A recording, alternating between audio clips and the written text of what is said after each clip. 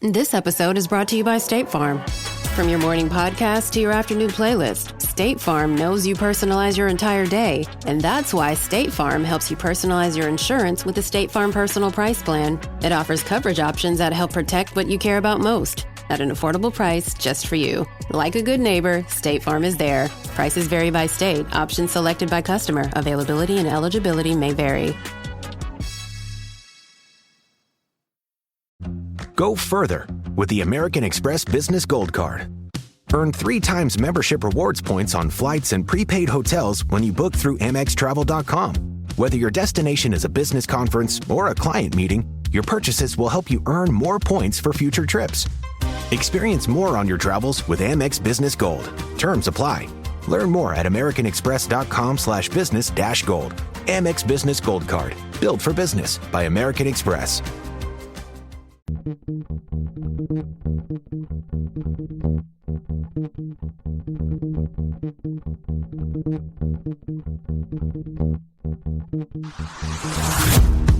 Hey, I'm Amanda from Trifecta Fitness. We're proud to be Clarksville's new Get Fit headquarters. Trifecta Fitness is a state-of-the-art spin and strength training studio. Our spin studio is truly one of a kind in this area, complete with 20 state-of-the-art live fitness bikes and an incredible sound system. Our strength training is done in small groups of 6 or fewer, and all of our strength and spin classes are scalable for every level of experience. Come see us in the heart of Clarksville, just behind MAPCO at the corner of Old Trenton Road and Wilma Rudolph Boulevard. Call us for more info. In October 2019, Arlington, Texas was chosen to be the home of a new national museum, unlike any other. The National Medal of Honor Museum will be a unique home of military history.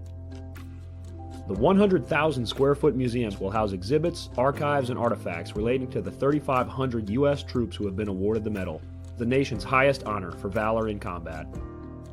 The museum will have 31,000 square feet of galleries dedicated to U.S. troops who have received the award.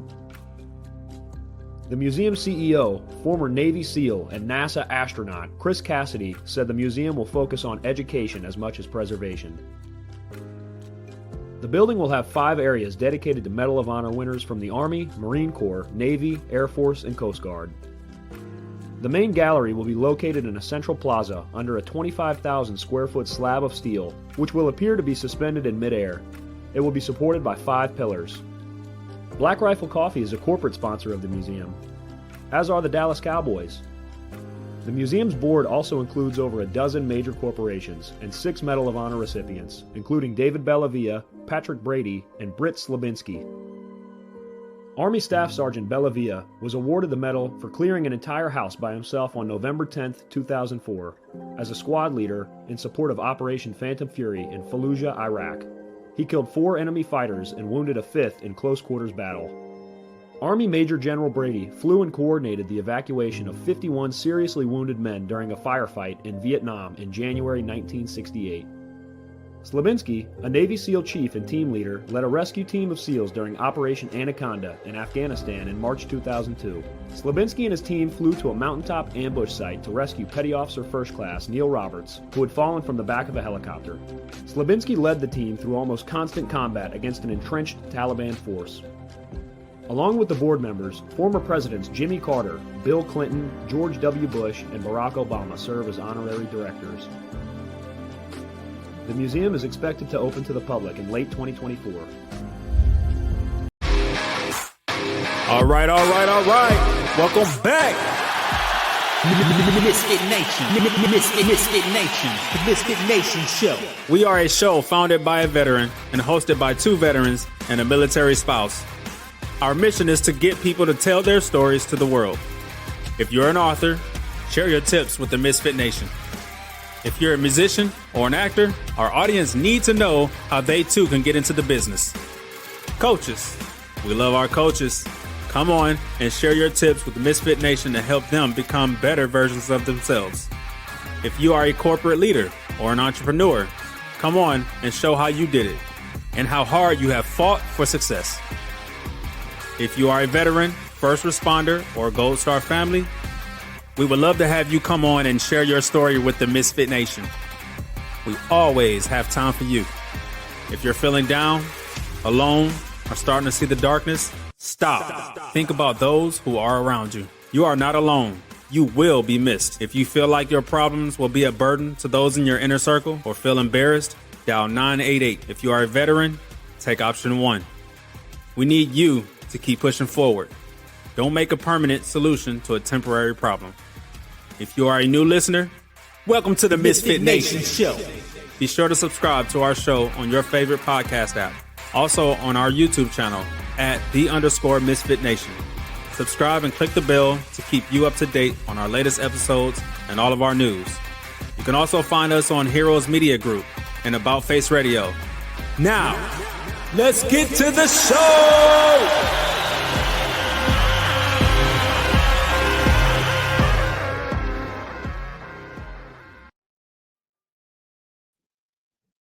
All right.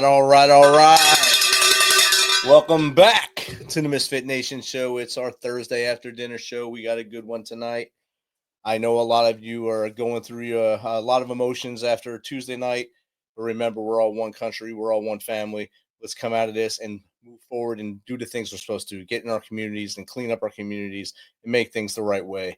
That's the only way our country will stay great and be the way we need it to be and the way we all want it to be, just in different terms. Well, we did not make it 2 days without losing an officer. Police officer Evan Dunn of the Golden Police Department in Colorado, end to watch Wednesday, November 6, 2024. Let's keep his family, his friends, his peers, and all those who cared about him in your thoughts and prayers, and all police officers and first responders. Make sure we think about them daily as they go out and protect our streets and protect you from all harm's way. Tonight we have a great guest. She's a very busy guest. She has been featured in over 200 episodes of TV, thousands of weekly radio shows. She has a best-selling book in 3 languages, internationally patented invention, GirlyGoGarter, and she's a spokesman, a QVC guest host, beauty and style expert, wife, bonus mom, and carbon farmer. So without further ado, let's welcome Andy Paige to the Misfit Nation. Welcome, Andy. Thank you so much, and thank you for that amazing introduction. And not to mention, I mean, the introduction to your show is pretty impressive.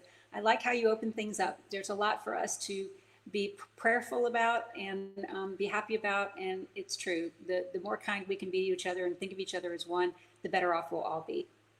Definitely. That's the way we kind of try to think here on the Misfit Nation. Hopefully we can affect one person. That one person can make that domino effect and make us all think the same, or not the same, but think in the same light of making things better. Yeah. Awesome. So Andy, I gave a 2-sentence introduction about you, and I kind of fumbled through because there's a lot of big words in there, but if you don't mind, tell us a little more about you, from as far back as you want to go to how we got here. Oh, well, yeah. So I am here because I currently play the role of Pearl on ABC's General Hospital. So I am very excited that I'm doing something experimental within the General Hospital landscape. And so we're trying to get the word out. So I have been doing a podcast tour, which has brought me to meet amazing people just like yourself. So we'll talk about that a little more. But, you know, this is my very first acting role, just so you know. I mean, I'm 54 years old. Yeah, I'm 54. I've never acted before. All of my television work has actually been in reality TV, you know, whether that's General Hospital, or, you know, some of your listeners may know a few of my shows. I was a lead player on a show called Starting Over for years, which was about women specifically starting over their life. And I was a beauty and style expert on that show. I had my own show called Sense of Style. I've worked in shows at 10 years younger and How Do I Look? And so I was kind of a part of the makeover culture, if you will, in the 2000s. And that's very reality based. But it was producers from that time in my life that remembered me for this very specific role that I'm playing on General Hospital. So, I mean, that's one of the things that I'd like to talk about. But, you know, I am just a girl from Alabama. So I am just I come from a really small town called Chickasaw. My grandparents and my great-grandparents really influenced my upbringing to a huge extent. I'm a high school dropout. I dropped out of high school at 17 and moved to New York City with, you know, God on both my shoulders and the wind at my back and $300 in my pocket. And just with the belief that if I kept my nose clean and did what, you know, God wanted me to do, that I would have the big life that I dreamed of. And I'm really grateful to say that things just keep getting bigger. I want to live to be 100 and see where else God takes me. Outstanding. Has anyone in your family made it to 100? My grandmother, who I just talked to today, is 98. And if she were to, peek into this shot, you would see that she has red hair and purple glasses and lipstick. Oh my God. At 98, that's outstanding and full of life, obviously. So that's amazing to have that in your life and a goal for you to keep pushing forward and know that you can attain that as well. I hope so. I definitely hope so. I think we should all, plan to live a long and full life. I hope, I talk to people who are like, oh, I don't want to live to be 100. And I'm like, yeah, I think you should try. You just never know. I mean, I stay so curious. And so I'm always just astounded by, how things develop and what's new and different. And so I want to be around to see it all. Do you ever regret dropping out of high school, or was that just something that another part of your life, like a chapter in your life that you just closed that book on that and went to your next chapter? No, I don't regret dropping out of high school, but you should know I very quickly got my GED, and I now have a double master's in media studies and broadcast journalism. But what dropping out of high school did for me is it just allowed me to get my life started and to get going, because I just felt very weighed down by circumstances and just the people around me, and I just felt like if I could just get out and kind of be on my own and take advantage of some of these opportunities, that I just felt like, that's what I should do. I did very well on my GED. I'm not a dummy. So I got my GED without a problem and got into school very quickly. So that wasn't a problem either. Of course, my agent at the time, I moved to New York to be a model. I mean, to be perfectly honest, I'm so grateful God made me tall. I was 5'11" by the time I was 10 years old, Rich. Wow. Yeah, I was 5'11" in the 5th grade. And the truth is, if God had not made me tall, then I'd probably just be the best checker at the Piggly Wiggly, or I'd be rocking it out as a postmaster. I mean, life would probably still be just as fun, but I, did have these big dreams and these opportunities. So I'm very grateful that I was just like, yeah, let's do it. And I just took a path. But I've also been one of those people, I don't believe that there's a formula to life. Like there hasn't been a formula to my life, and what is supposed to be and what people say should be is not really anything that I've ever followed. So I just walk in with a really deep faith and belief. And so like I said, I'm 54 and I've started acting. That's outstanding. So you just never know. So my life is not a straight line. It is, lots of crooked and fun ups and downs. And it's a great roller coaster. I think that's a great way to live. You live to live. You're not living to wait for that end of life scenario. You're living to find that next thing and do the best things you can do. And you're always excelling and you're moving forward and finding new, and like now testing new waters, acting on one of the longest running television show in ABC history, in his show history, actually, General Hospital. So not just ABC history. It's the longest running show. I love it. And I'm going to tell your listeners, I'm totally going to reveal that your dad watches every day. Because I love that. I love that your dad watches every day. What's his name? Tom LaMonica, the Torch. Tom, the Torch. I am so proud of you, and I hope I'm not, revealing any big secrets. But I just did this huge. I've had the opportunity to do 2 fan events this year, and the fan events are unbelievable because this is a legacy show that has been a part of people's lives for generations. It was not uncommon for me to meet a grandmother, a daughter, and a granddaughter at these events, and they would all 3 come up for autographs or discussion or whatever. And I myself started watching General Hospital, with my great grandmother in the 70s. So it's just one of those shows that if you follow the storyline, you follow the storyline. There's still 2 to 3 million people who watch General Hospital every single day. Tom the Torch is one of them. So he's a loyal listener, watcher. I love it. I love it so much. Well, there's a lot of changes that is happening. And do you mind if I talk to you a little bit about that? Talk to us. Tell us about the set. Tell them life on the set and the storyline, I guess. Yeah, well, I will. So did you read that my co-star is Morgan Fairchild? I did not see that. No.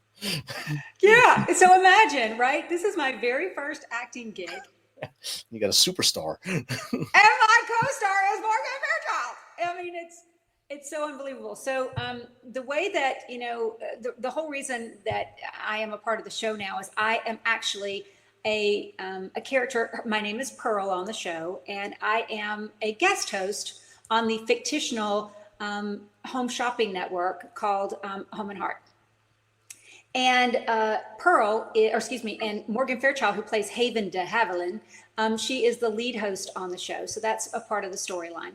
But, before I get into that, let me just tell you that, we are all watching television in different ways. I'm sure Tom the Torch is probably still watching on network, but which is great. I encourage you to do that. But for many of us, we stream shows and we do everything that we can to avoid the ads, right?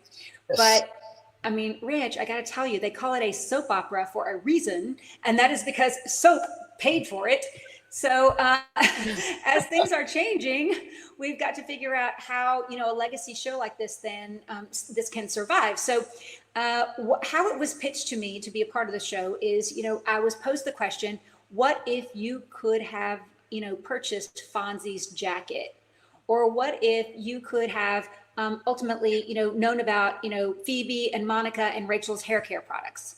Or, what if I could have bought something from the set of Sex and the City? And so I was posed this because what we are doing is we are bringing items, products, jewelry to life, making them real and offering them for sale on shophomeandheart.com. And so let me just back up just a second. So one of the storylines that I know Tom will know is the storyline of Deception Beauty. And Deception Beauty is this fictitious cosmetic company that's run by these gorgeous women. And the fans have been able to watch Deception create all of these products over the past 20 years and stories. They've created the Deception, red light therapy wand, and they've watched that patent process and packaging, and they've created lipsticks and potions and lotions and all of it. And the fans for years were like, why can't Deception Beauty be real? We would love that. And so again, as advertisers and advertising has changed, the idea was posed, what if we started to create some of the things that in real life that we have had in our storyline? And so when a Deception Beauty product is ready to be launched to the world, it is fictitiously brought to Home and Heart, where I am the host and I explain the product within the storyline. And then you go to shophomeandheart.com and it is available for sale. And so it's not just cosmetics, it's handbags and jewelry and all the things. But I do think that if this experiment works, Rich, it's going to change the way we all watch TV, because everything within a television show is going to be a consumable that will be probably available within a coordinating website. So you can buy anything that you see on the wall or anything anyone's wearing. It's really going to change things. So it's going to be almost like having a home shopping club or QVC right in the middle of a drama or a soap opera. That's exactly right. That's exactly right. So, and I believe that new shows will be built in this way, so that everything on the set, whether it's, a clock on the wall or anything, everything on the set will be thought of as a consumable. So I think the earliest characters I remember from General Hospital are Luke and Laura. I think everyone remembers. Of course. Those famous.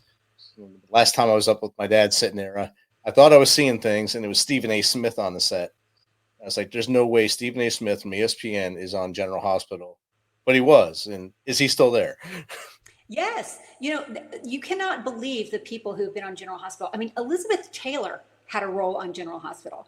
It's really just amazing. There are so many actors who have had cameos, who have had a spot. I mean, this show, like I said, it's a legacy show. And if you were to list all of the people that either launched their careers, came back and revived their careers, made cameos, it is unbelievable, the people who have been a part of the show. I'm sure. But Luke and Laura, so just so you know, Luke and Laura, I mean, that one episode is still in like the top 5 most watched, television programs of all time. Ever. Yeah. There was no way you could get around knowing about that. I told you, my mom would make us watch soap operas as punishment when we faked being sick from school because she had to sit home with us. So it was our punishment to watch it because we weren't going to lay in bed. You had to sit there and do something. And that was our punishment. So I knew about Luke and Laura, and that just flashed into my head when you were talking. I said, it has to be real. Oh, yeah, it is. And again, people still talk about Luke and Laura. I mean, again, at that fan event, if you were to interview one of them and they talk about, what the show General Hospital has meant to them and their most memorable moments, over half of them still talk about Luke and Laura. It was just that kismet moment for so many people. People can almost remember where they were while they were watching. It's not quite, the Kennedy assassination or 9/11, but it's up there. Or that the Dallas episode of Who Shot JR or whatever. It's like people know that like the back of their hand. Same thing with this. It's kind of crazy that you can remember little spots in your life like that. Yeah, for sure. Yeah. So you can imagine how amazing it's been for me to be a part of this. And, soap operas are not like anything else in television. Let me just tell you. So my first day on the set, Rich, I was in scene 47 and 49 of the day. Of the day. Yeah. Wow. They go through anywhere from 50 to 60 scenes a day. They film in 2 blocks, starting at 5 a.m. and going to noon, and then 1 o'clock going to 8. And they create 250 hours of television a year. It is baptism by fire, and it is banana cakes. How was it that first day walking on the set after you knew you got the role? You're walking in. How was that? It was so great. I mean, it was just so awesome. They have like my name on my little dressing room, and everybody was so nice. But the other thing that you have to know about a show like this is because they are getting through so much dialogue. I was literally told that you need to know your lines, you need to know your cues, and you are going to get 1 recorded practice and 1 recorded take. And you want to do everything in your power that you do not have to do the dreaded 3rd take. And you have to know, like last Wednesday, literally, I had to do the dreaded 3rd take. And it is literally like E.F. Hutton Speaks. Like when you flub and you've got to do the 3rd take, everyone's just like, oh. I was like, I'm so sorry. So they're moving fast. They're moving fast, and they are expecting you to hit those lines and know exactly what you're doing. And since you were on, you said the 47th and 49th take of the day or scene of the day. Scene of the day, yeah. So did you have to be there at 5 a.m. to watch the first 46, or is there a time they tell you to show up? No, that was my very first day. So last week, I've been doing it. And actually last week, I was the very first scene of the day, which is another thing that there's a part of me that's like, I'm still asleep, you guys. Don't make mistakes. Yeah. Like I'm asleep in the makeup chair. I'm still asleep. But, the last scene of the day is one thing, but being the first scene of the day, that's also hard. But it doesn't matter. I mean, I did my best. I did have to do a 3rd take, but everybody forgave me, I hope. We'll see. If I'm never heard from again, you and all your listeners will know why. We'll be the first ones that knew. That's right. Do you see yourself on the show for a long period, or you think that character is going to kind of get pushed away? I'm honestly not sure. Again, as I mentioned, this is a very big experiment. So this gives the fans an opportunity to both participate in the show in a very unique way and, take part in these products that they have watched be developed within the character and within the storyline. And in many ways, it's also, another avenue for advertising and revenue for the show. So not only are you, participating, but you're kind of supporting the show in a way that you might not have thought was necessary. So it is true that, someone has to pay for television. And if it's not advertisers, it's got to be done some way. So it really depends on if this experiment works. I honestly think it will work, which I hope it does, because that will, hopefully ensure my longevity with the show. But I have been made aware that it is an experiment. But so far, it's been going really well. Outstanding. And you also have a book, best-selling book in 3 languages. Tell us about the book and how you came about making the book. Yeah. So my book is called STYLE on a Shoestring. And it really kind of goes back to my roots. I'm really fortunate that, as I mentioned, my grandparents and my great-grandparents really influenced my life a lot. And my grandmother was a master sewer, and I could literally pull something out of a magazine and, give it to her and, and literally wear one of her creations by the end of the week. But when I moved to New York, I became very aware that I was in a very glamorous and fast-paced world, and I needed to present in a certain way. And my grandmother also made it very clear to me that, how I presented myself was really ultimately going to dictate what people thought of me and how I was treated. So we were always, no matter our means, we were always dressed very well, and my grandmother did everything to, make sure that we were seen in the most positive light. So I was aware that appearance was important. And then when I moved to New York and I got my education, I actually, Rich, you're going to love this. I actually studied to be a sportscaster first. Oh, there you go. So I always wanted to be a sportscaster. I love sports and Alabama football and all the things. So I studied to be a sportscaster, but I really struggled to get a job in sportscasting. So, my first actual kind of TV gig was QVC, in that I auditioned for them and went through their process, but kind of never made it to air. But anyway, from there, I became the beauty and style expert on a show called Starting Over, and other shows. Again, I was a part of kind of that reality makeover, phenomenon of the 2000s. And so the skills that my grandmother had taught me, and the skills that I built in New York as a young girl without a lot of money, traveling in a very, high-end world, recognizing that perceived value was extremely important. I honed a lot of skills of how to present yourself in certain ways, and how, color had implied value, and, where I wanted to invest my money, and, should I be buying, trends and things like that. So after I started, basically translating a lot of these skills into other people within the shows that I was working on, it became very clear to me that I should write a book about it. And so my book actually brings together all of these skills, and it really teaches women how to fortify themselves with their wardrobe. Because most people, and Rich, if you have someone in your life like this, you just let me know, but most of us only utilize about 20 to 30% of our wardrobe. Would that be you, Rich? Me, definitely, yes. Yes. One pair of jeans, yeah. So right, but I'm sure that there's probably 60 to 70% of your closet goes unused. And so what I tell people is we have to start there, because, if you've got to overcome all of that, like, kind of visual failure, right? Because all the clothes that you're not wearing represents things you can't fit into anymore, the people that you're not anymore, the money that you've wasted, all that's kind of visual failure that you've got to get through every day. So you just keep reaching for the same thing because you don't want to deal with it. So in my book, I teach you how to clean out your wardrobe. You make 4 piles. You've got to donate, a recreate, a contemplate, and a fits me great. I teach you how to build a wardrobe that is going to fortify you and make you feel empowered, and give you the confidence to, start conversations, linger longer, have eye contact, and feel great about every single thing that you pull out of your wardrobe, so that you can go and be the best person that you can possibly be. Definitely. In my house, I have one corner of the closet, and my wife has the 3/4 of the closet. So I can definitely say she uses about 14% of hers, and I probably use about 8% of mine. So.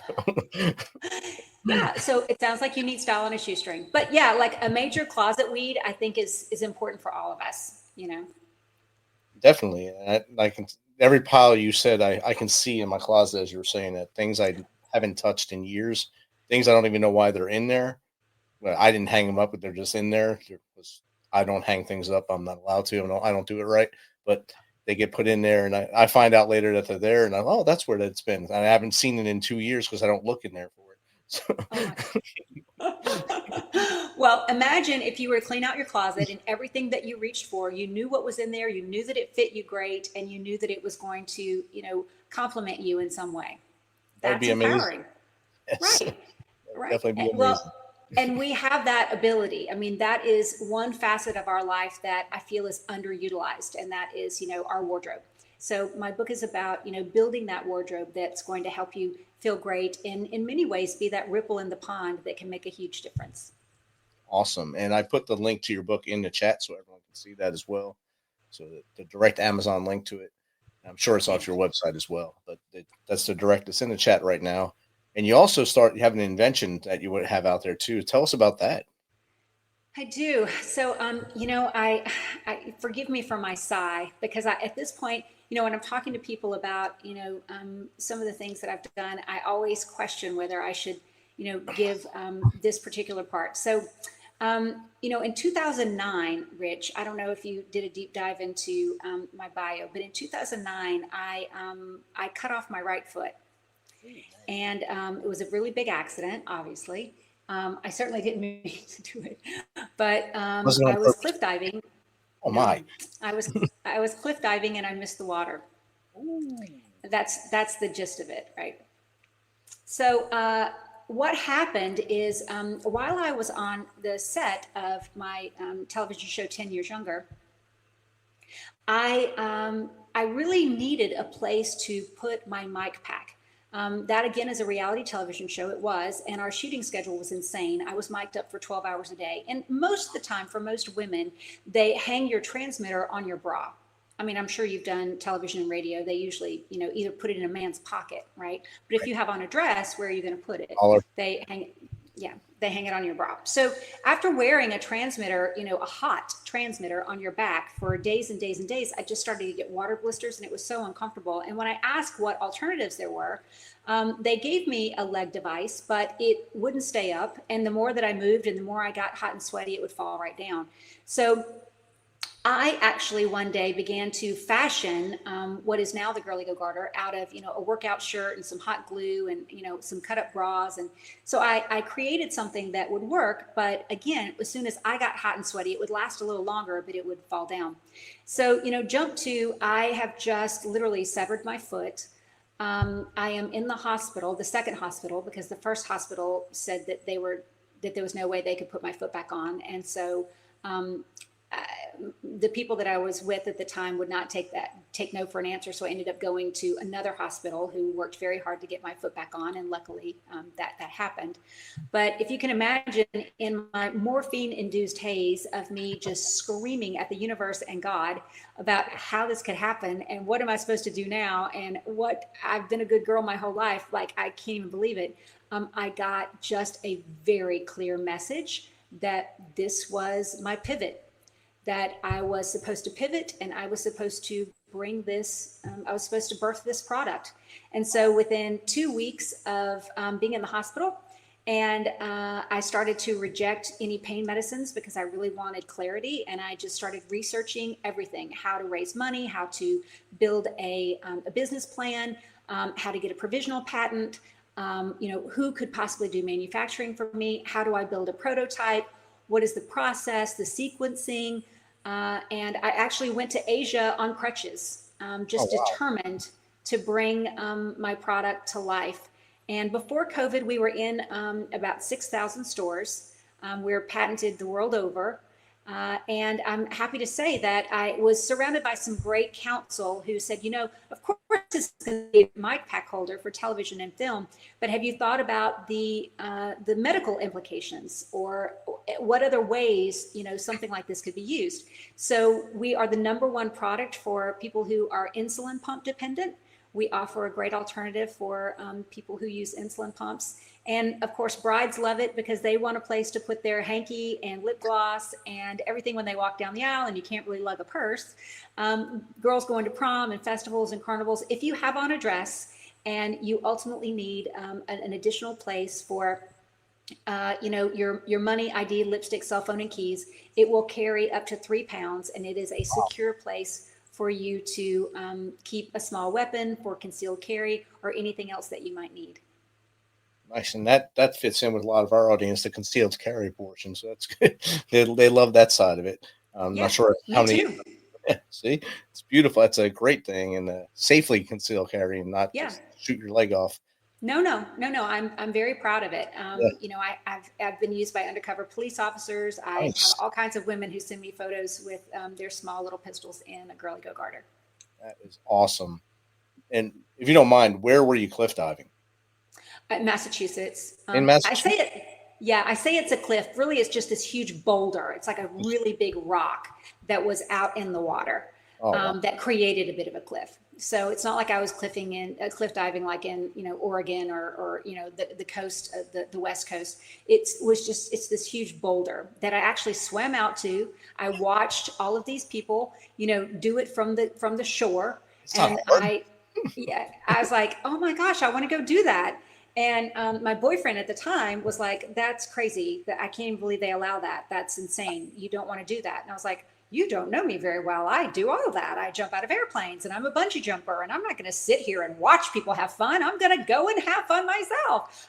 Not, someone who holds up the wall. I'm not a wallflower. Well, yeah. So I swam out, climbed up, stood in line, asked everybody how to do it, and I just did it wrong. So my life changed in about 3 to 5 seconds.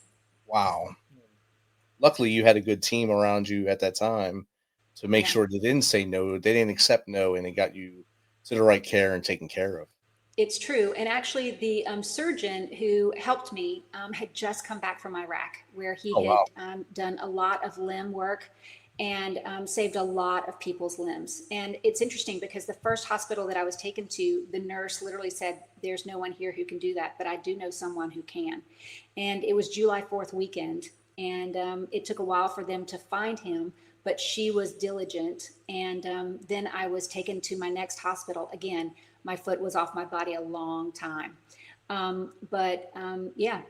We finally got him. And over July 4th weekend, he came in, and 7 surgeries later, I walk now in a way that people would never even knew anything ever happened to me. So I'm very grateful.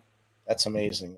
That's probably another book you can write just about that whole chapter. That could be a whole book right there, from going on the trip, going to the water to hang out and have a good time, and winding up in the situation, and then the process. That'd be a great book. Yeah, the process was unbelievable. But I've always believed, and I even like I said, in my morphine-induced haze, I remember meeting the surgeon and him coming in and me telling him, I was like, look, I want to live to be 100. So I'm looking to you for you to fix this so that I'm not hobbling around. So I'm looking for, another 60 years, because I was 39 at the time. So I was like, I'm looking for another 60 something years out of this foot. And he was like, okay, lay back down there, lady. But I've always been determined to be okay. That's awesome. I was 41 when I got wounded in Afghanistan, and I was told I would never run again. I got hit in my leg and through the back of my knee, out the front of my knee. I just took that as a challenge. They did the surgery there, and I kind of pushed myself probably further than I should have at the time, because of hard-headedness, and I didn't accept defeat. So I pushed myself, and I was able to run a marathon about a year later. Ran a marathon. I mean, I pay for it now, obviously, but I'm able to walk and jog now. But I didn't take no for an answer. Good for you. And I am so proud of you for doing that. I mean, marathoning was a part of my life before my accident. I would love to do it again. There's nothing like completing a marathon. You literally feel like you could, rule the world. But I'm really proud to hear that. I think that determination is so important. I also think it's what makes us Americans. It just sets us apart. Yeah. And I think to a person in America, if you give them a challenge, they're going to take it. It doesn't matter what side of the fence you live on, what side of the pole you live on. You're still going to want to take that challenge and go for it. Hey, you can't do this. I bet I can, and I will do it. Or me and my team will do it and make it better than it was yesterday. So that's why I love this country. Yeah, awesome. I love hearing that. So we got a book, we got an invention, we got acting. What's next? Well, I will tell you what's next. What piques my curiosity. So you should know that, I've been asked recently, like, what is my superpower? I do think that my superpower is kindness, but I also kind of think my other superpower is my curiosity. I am led by my curiosity, and I kind of follow that. And lately I have been crazy curious about modern dating, because I just feel like we are now at a tipping point where over half of Americans are single. And I just can't believe that we have all of this, at our disposal, and fewer people are coupling. And it says very clearly in the Bible that we are to experience this life through love. And so I just am so drawn to creating solutions for, single people out there. So I have created a podcast called The Dating Lab with the Hillbilly Yenta. And do you know what a Yenta is? No. So a Yenta is a Yiddish word. It's a Jewish word that basically means matchmaker. It comes from Fiddler on the Roof. Okay. which is a beautiful, story. It was both a play and a movie. So my husband, who is, from the Northeast, and I think he's a quarter Jewish, and my husband is the one who coined me the Hillbilly Yenta, because I am always trying to figure out, are you in love? Are you, looking? How can I help you? So I've got a few podcasts in the can, but I have to tell you, I'm not ready to launch the show just yet, because I find that what people love to do more than anything is just kind of complain about a problem and not really talk to me about solutions. Right. So I don't really want to put that out there. So when I feel like I've got 3 really, really awesome podcasts in the can, I'm going to launch with those 3, but I'm not quite there yet. And I think it's a great subject, because I think a lot of the generations coming up now, they don't do a lot of face-to-face stuff. Most of their stuff they do in life is via the phone or via an app of some sort. So not being able to actually sit down and talk to someone and look them in the eyes and talk to them, I think that's a big challenge for dating and finding that love that will last. It is. So, Rich, I have to ask you, are you in love? Me, yes. I've loved my wife for 30 years now. I love that. And that's terrific. That's what I always want to hear. And then tell me about do you have kids? Yes, I have 1 daughter. She's in Ireland right now. She'll be flying home tomorrow, and I get rid of her 3 dogs. That's awesome. What's she been doing in Ireland? She took her annual vacation, her and her husband. They've been married since 2019, and high school sweethearts, and they're doing great things. And they went over there and they had a blast for the last 8 days, I guess. Yeah, so 8 days. Tomorrow will be 9. That's terrific. So it sounds like you don't have this problem in your life, which is awesome. But, you brought up a really good point. So there's 2 points I want to tell you in some of my research, which I think is going to blow your mind. So I've done some real deep research. And did you know that the top 10 dating apps, and that would include Match.com and Bumble and Hinge, and the top 10 dating apps are all owned by one single hedge fund. And they've all had a huge shift in algorithm. They no longer are really about trying to help you find love as much as they are about trying to make sure you continue to pay $30 a month. There it is. And the other big problem is that the apps have figured out that men engage in FOMO, or the fear of missing out, far more than women do. And so the men, it's hugely skewed. There's like 70% men and only 30% women on the apps. Wow. So, yeah. So there's a lot of things that, statistics out there that are really unbelievable. But, like you said, we're also dealing with our second generation of people who are far more comfortable in a virtual world than they are in the real world. Yes. And so one of the things that is a phenomenon that I just can't believe is like ghosting. So ghosting is just basically saying game over. Like, I'm done. Yeah, it's just an immature and, really, it has no courage. It just lacks courage way of just having the game be over. And so, these and other things are what I'm kind of investigating and figuring out, because I have 3 bonus daughters that I cherish. And, they're 22. I have twins that are 18.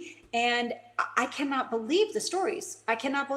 So you talk about what's next. I am very engaged and curious about our dating world, and I'm very invested in trying to figure out solutions so that, we can get people, coupling again and, living the life that kind of their soul intended.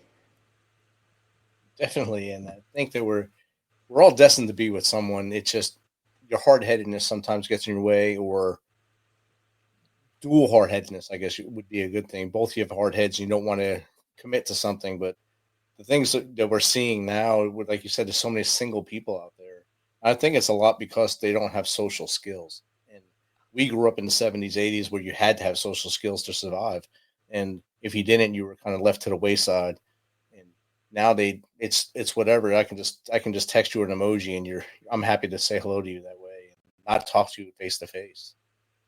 Yes. And it's very hard to read tonation and intention in a text and things like that. So you're absolutely right. In many ways, women have also had to become the aggressor. I mean, I've got all these statistics floating around in my head, but it's definitely, it's worrisome to me. I feel like a lot of men have all of their curiosities kind of met by their phone. So it used to be that, you had to have some courage to go ask a woman out because, you kind of wanted to explore them and you wanted to figure out what it was like to, to be with a woman, and you were attracted to their softness and their curves and all those things. But many of those curiosities now are met with the device that you have in your hand. And so you no longer have to build the courage to ask a woman out. And women, it doesn't matter how you slice it, it is in our DNA to want to be pursued and to, want to be protected. And when women have to do the pursuing, it just sets up a very, an awkward foundation that is hard to overcome. So, again, there's so many things to this particular subject, but I am really curious and dedicated to trying to fix it. I mean, how many single friends do you have in your life? Single friends in my life? Yeah. Probably about a good 25%, I guess, of my friends are single. Most of them are on their multiple marriage now. Second, third marriage, I think, is the most for most of them. I'm the only one that's on the first marriage. So good for you. Well, I love hearing that. Well, Well, my brother, I'm happy to hear. 26 years, I think, 26 or 28 years. Oh, that's great. That says a lot about your parents. They were 50-something years when my mom passed. So. The other thing that you bring up is the high school sweetheart thing. And believe it or not, statistics prove that when you can build a life together, you ultimately will stay together. The likelihood that you will stay together is much greater. A lot of times we're looking for perfection, and it's believed that if you get, kind of 60% of your must-have list, then you can build the other 40. So, you can't be looking for Mr. Perfect or Mrs. Perfect. You have to be looking for Mrs. or Mr. Almost Perfect. And then you build and you heal and you create a life together. You can't find someone to, if you find someone that just slips into your life, sometimes it's not exactly bound for longevity. You want to build together. So the earlier that you have those connections and the more that you build together, the more that you have ties that bind you. So that's wonderful that you have that with your wife. And we only knew each other 5 months when we got married, and it wasn't a shotgun wedding. She wasn't pregnant. We just got married because I was in the Army and I was moving. I would have to move away if I wasn't with her. So I got married and I did move away. On our first anniversary, the Army sent me to Korea alone. And that was a great anniversary gift from the Army. But we got to know each other as we both grew up, basically. We liked hanging out with each other at first. And then like you said, you learn and you grow together. And now 30 years later, we finish each other's sentences.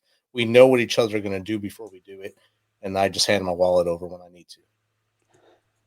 Well, and I hope that that's encouraging for the young people, because a lot of people think that they don't want to get married or couple up until they get into their 30s.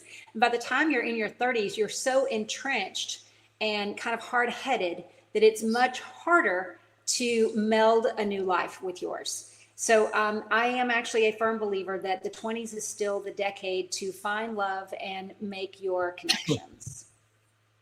Like we were kind of like you and your husband. I was the Yankee husband. She was the Southern girl. She was in Georgia. I was from New Jersey. So we kind of met. We met in Georgia, and everyone said, "You have nothing in common. You're never going to last. You have nothing in common." And my mom knew right away I was going to marry her. She said, because I called her from home, and I never called girls back. And I called her, so she said, "You're going to marry that girl." I said, "No, I'm not. There's no way." And I did. So she had it stepped out right away. I love that. I love that. She must be so proud of you. Where all have you lived?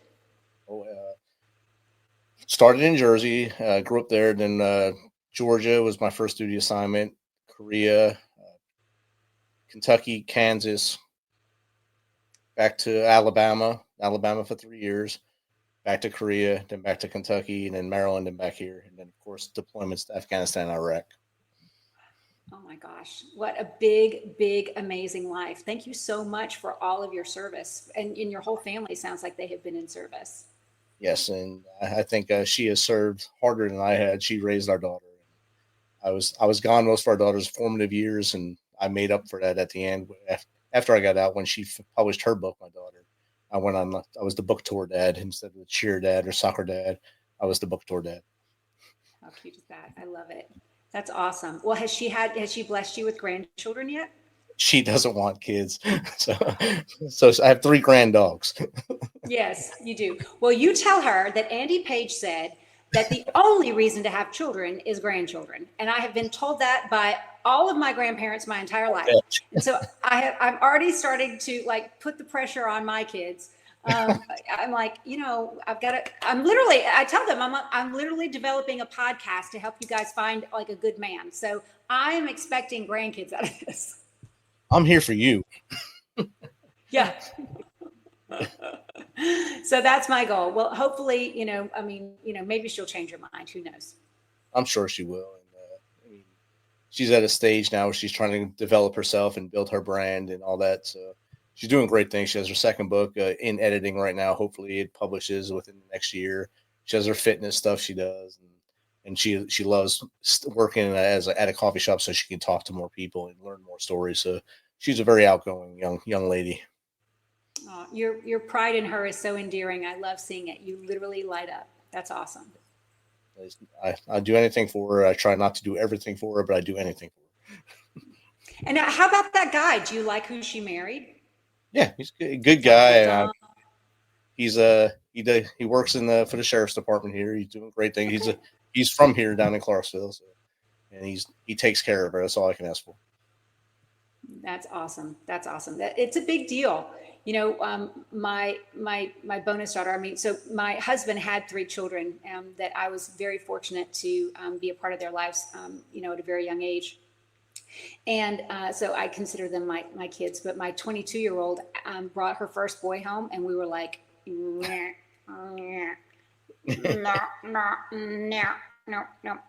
So that took like 2 years off my life. But when they bring home a less than, it's always like, so that was a real learning experience for our entire family. I think my 2 18-year-old girls will be hard pressed to bring someone home unless they're really sure.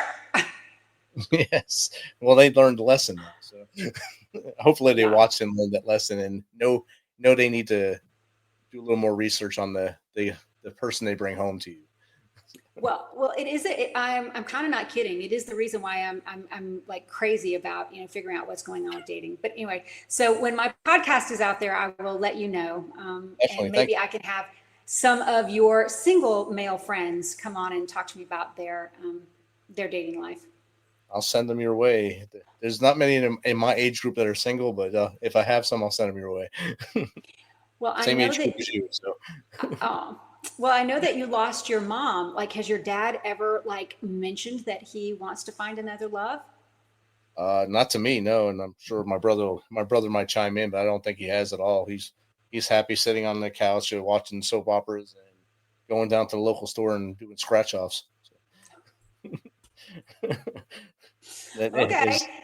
As long as he's able to still do that, I'm happy. He still has his wit to him. He's smart as a tack. I call him every week and we have long talks as I drive to work. I just want to make sure he's still with us and still with us mentally and physically. And he's doing great as far as I can tell. Well, there are lots of women in his age group looking for companionship. So that's why I ask. That's another huge segment of women who, are not especially looking to be a nurse or a purse, but would love to have, someone to talk to and to relate to. Well, I'm sure my brother knows. He knows a lot more. He lives next to him. So I don't live up there. So I don't know. Where does he live? Maybe I can go and create a profile for him. He's in New Jersey. He's in Bloomfield, New Jersey. Awesome. That's a beautiful town. I love Bloomfield. That's where all the rest of my family is. I'm the only one that's down here in Tennessee. So. Well, I love Tennessee too. Go Vols. Oh, I can't believe you said that with Alabama in you. I don't believe you said I know. I even have on some orange today. I've seen that. You got that Tennessee orange on you there. I don't wear Tennessee orange. I'm a Notre Dame fan, so I'm hated. No.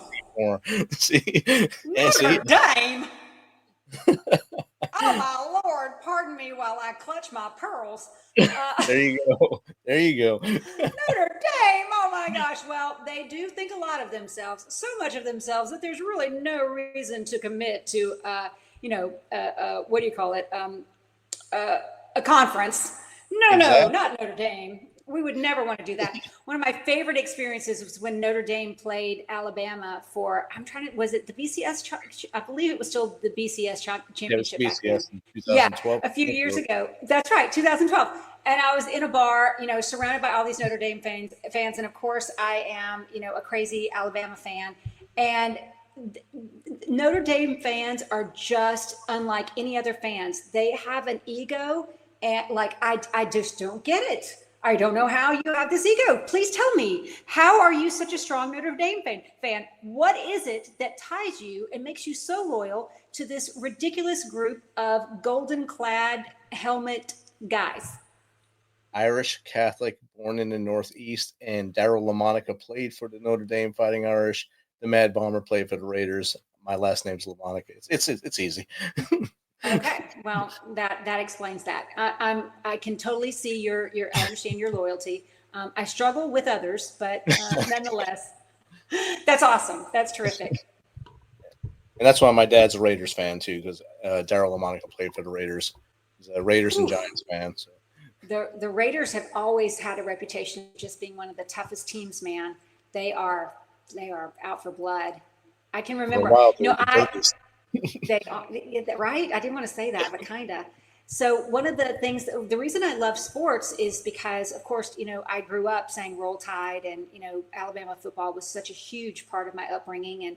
And Coach Paul Bear Bryant was just in conversations in my household. Amazing dude. Yeah, he was in conversations that I can remember, from just being a little kid. And so in my mind, if I could have become a sportscaster, I would have been literally like a rock star to my family. Like, I don't know that it would have been bigger than for me to have been able to be on the sidelines at the Super Bowl, or to cover, the Cotton Bowl, or, something like that. So I just loved sports. My grandfather introduced me to football and taught me football. And because I think I mentioned how tall I was such a big girl. I was put into everything.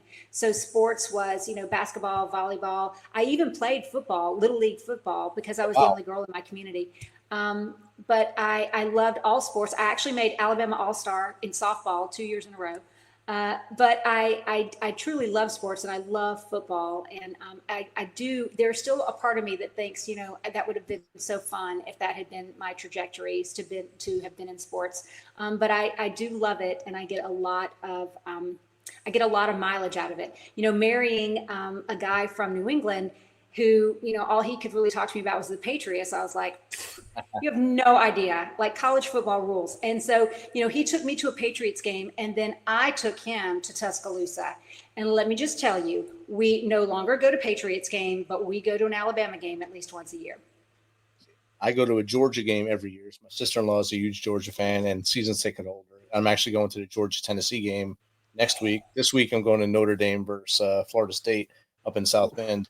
So every year I go to a Georgia game, and so we're kind of a Georgia family, because my wife, that's where I met my wife as well. So Georgia, Notre Dame, and she went to Kansas State, so we root for Kansas State as well. Oh, that's so fun. I don't know. You lost me with the Kansas State, but all those other teams sound so great.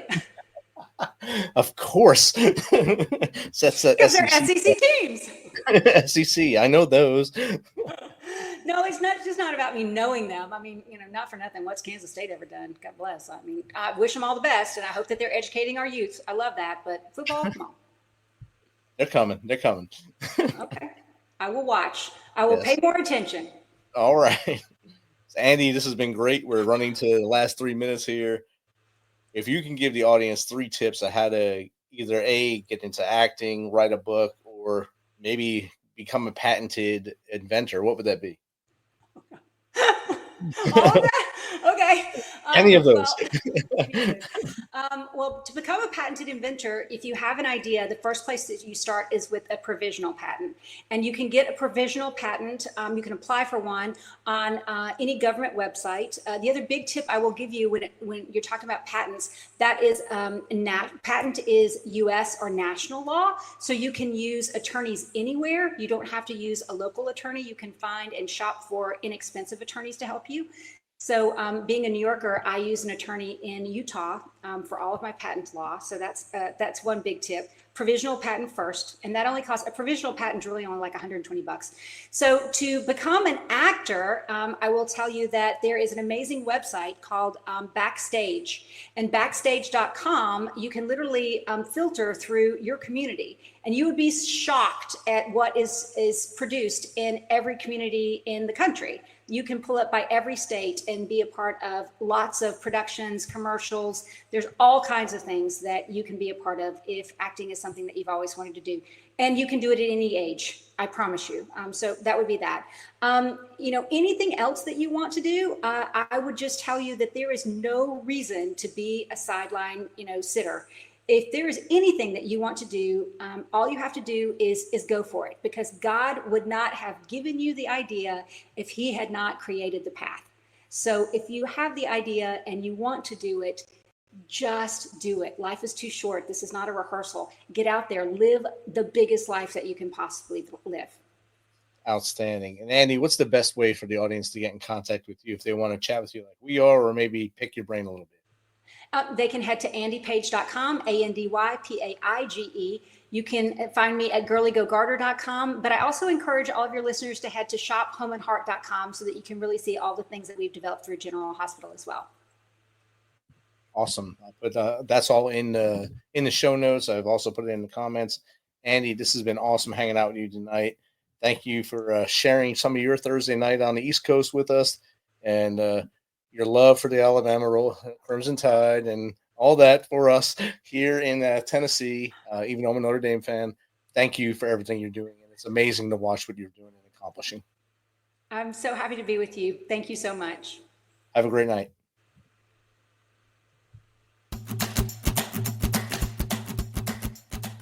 This message is from the U.S. Department of Veterans Affairs. Did you serve in the military? If so, you can obtain a free lifetime pass to more than 2,000 federal recreation sites. These sites are located across more than 400 million acres of public lands, including national parks, wildlife refuges, and forests. The lands host activities to fit any lifestyle: hiking, biking, fishing, camping, and much more. Gold Star families are also eligible for these free lifetime passes. Plus, they cover entrance fees for a driver and all passengers in a car, or up to 3 additional adults at sites that charge per person. Obtaining one is easy. Just go to the National Park Service website, nps.gov, or the National Park Service app. Hi, my name's Heather McCarty, and today I wanted to share a little bit about what I'm thankful for with all of you. So first, I would say that I am thankful for my husband, who is my best friend. He is my biggest cheerleader, supporter. He's the one who can make me laugh and feel safe like no one else. I'm also thankful for my 2 daughters.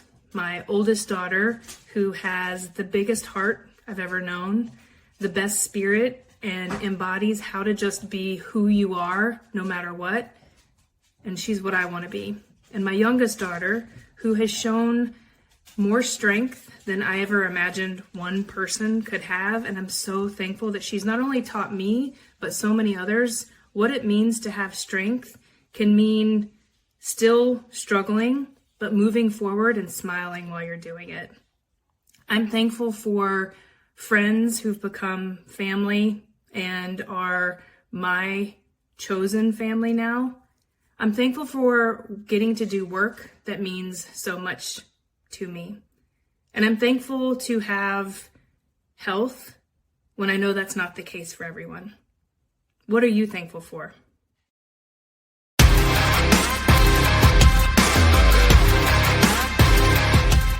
Thanks for checking us out and being a part of the Misfit Nation Show. Don't forget to visit our website at themisfitnation.com. That's themisfitnation.com. Check out all our past episodes and get some of the great Misfit Nation gear for you and your family. As always, be humble, stay hungry, and keep hustling, because we are Misfit Nation. Misfit Nation.